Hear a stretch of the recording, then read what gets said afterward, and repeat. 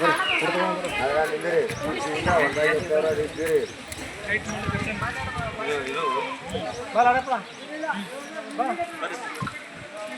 ಬರಕಲ್ಲ ಇನ್ನೊಂದು ಇದು ಮಾಡ್ರಮ್ಮ ಟೀಚರ್ ಆ ಕಡೆ ನೋಡ್ರಿ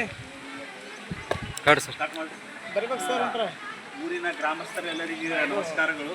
ಯಾಕಂದ್ರೆ ಒಂದು ಪ್ರವಾಹ ಪೀಡಿತ ಪ್ರದೇಶದಲ್ಲಿ ನಮ್ಮ ಇದು ಅಂಗನವಾಡಿ ಕೇಂದ್ರವನ್ನು ಚಿಕ್ಕ ಮಕ್ಕಳಿಗೆ ಕಲಿಸುವಂಥ ಒಂದು ವಿದ್ಯಾ ಕೇಂದ್ರವನ್ನು ನಾಳೆ ಏನಪ್ಪ ಅಂತಂದರೆ ಯಾವುದೇ ಒಂದು ಪ್ರವಾಹ ಬಂದಾಗ ಇಂಥ ಚಿಕ್ಕ ಮಕ್ಕಳಿಗೆ ಮತ್ತು ತಾಯಿಯಂದಿರು ಗರ್ಭಿಣಿಯರಿಗಾಗಲಿ ಅಥವಾ ಆರೋಗ್ಯ ಕಾರ್ಯಕ್ರಮದಲ್ಲಿ ಏನಪ್ಪ ಅಂದರೆ ಇಂಥ ಒಂದು ಕಟ್ಟಡದಲ್ಲಿ ಏನಪ್ಪ ಅಂತಂದರೆ ವಾಸವಾಗಿದ್ದಾರೆ.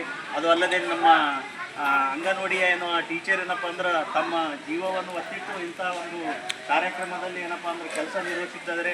ದಯವಿಟ್ಟು ಏನಪ್ಪ ಅಂದ್ರೆ ತಮ್ಮ ಅಧಿಕಾರಿಗಳನ್ನು ಇದನ್ನು ಒಂದು ಮೇಲ್ಮಟ್ಟಕ್ಕಾಗಲಿ ಅಥವಾ ಇನ್ನೊಂದು ಪುನರ್ವಸತಿ ಏನಪ್ಪ ಅಂದ್ರೆ ಜಾಗದ ಕೇಂದ್ರದಲ್ಲಿ ಒಂದು ಕಟ್ಟಡವನ್ನು ನಿವೇಶನ ಮಾಡಬೇಕಂತ ಅಲ್ಲಿ ತಮ್ಮಲ್ಲಿ ಕೇಳ್ಕೊತೇವೆ. ಊರಿನ ಒಂದು ಪ್ರಮುಖರಲ್ಲಿ ಈ ರೀತಿಯಾಗಿ ಶಾಲೆಯ ಮಕ್ಕಳನ್ನು ಇದೇ ಬಲಬದಿಯಲ್ಲೇ ಏನಪ್ಪ ಅಂತಾರೆ ಸರ್ಕಾರಿ ಹಿರಿಯ ಪ್ರಾಥಮಿಕ ಶಾಲೆ ಇದೆ, ಮಕ್ಕಳನ್ನು ಅಲ್ಲೇ ಬರ್ತಾ ಇದ್ದಾರೆ. ಆಯಿತು ಪ್ರವಾಹ ಹಿಂಗೆ ಬಂದಾಗ ನಮ್ಮ ಮಕ್ಕಳು ಏನೇ ಒಂದು ಕಾರ್ಯಕ್ರಮ ಚಟುವಟಿಕೆಯಲ್ಲಿ ಹೋದಾಗ ಏನಪ್ಪ ಅಂತಂದ್ರೆ ಒಂದು ಕಾಲು ಜಾರಿಯಲ್ಲಿ ಅಥವಾ ಒಂದು ಕಾರ್ಯಕ್ರಮದಲ್ಲಿ ಏನೇ ಒಂದು ತೊಡಗಿದಾಗ ಏನಪ್ಪ ಅಂದ್ರೆ ಮಕ್ಕಳು ಪ್ರವಾಹದಲ್ಲಿ ಹೋಗುವ ಒಂದು ಭೀತಿಯಲ್ಲಿದ್ದಾರೆ. ಜನರು ತಮ್ಮ ಕೈಯಲ್ಲಿ ಏನಪ್ಪ ಅಂತಂದ್ರೆ ಜೀವವನ್ನು ಒತ್ತಿಟ್ಟುಕೊಂಡು ತಮ್ಮ ಅಜಿರ್ಣಿಗಿ ಗ್ರಾಮದಲ್ಲಿ ಏನಪ್ಪ ಅಂದ್ರೆ ಕುಟುಂಬಗಳನ್ನು ಕೆಲಸ ನಿರ್ವಹಿಸಿದ್ದಾರೆ. ಅದು ಅಲ್ಲದೆ ಈ ಗ್ರಾಮದಲ್ಲಿ ಏನಪ್ಪ ಅಂತಂದ್ರೆ ಕೃಷಿ ಚಟುವಟಿಕೆಯಲ್ಲಿ ಬಹಳ ಮಹತ್ವವನ್ನು ಕೊಟ್ಟಿದ್ದಾರೆ. ಯಾಕಪ್ಪ ಅಂತಂದ್ರೆ ಅಡವಿ ವಸ್ತಿಯಲ್ಲಿ ಇದ್ದಾರೆ. ಅದು ಅಲ್ಲದೆ ದನ ಕರುಗಳು ಮತ್ತು ತಮ್ಮ ದೈನಂದಿನ ಕೆಲಸದಲ್ಲಿ ಕೆಲಸ ನಿರ್ವಹಿಸುತ್ತಿದ್ದಾರೆ.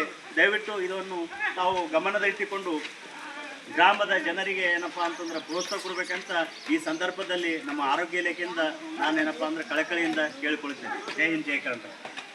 ನೋಡಮ್ಮ ಇಂಥ ಯಾರೇ ಆಫೀಸರ್ ಬಂದಾಗ ಹಿಂಗೆಲ್ಲ ತೋರ್ಸ್ಬೇಕು ನಮ್ಮ ಸರ್ ಹಿಂಗೆ ಅದಾರಿ ಮಕ್ಳಿಗೆ ಬಿಡ್ಲಾಕ್ ಬರಲ್ರಿ. ಇಂಥ ಜಾಗಕ್ಕೆ ಒಂದು ಮಲಮೂತ್ರ ಮಾಡೋದು ಏನೇ ಕಾಲು ಜಾರ ನಮ್ಮ ಕೈದಾಗಿರಲ್ರಿ. ನೀವೆಲ್ಲ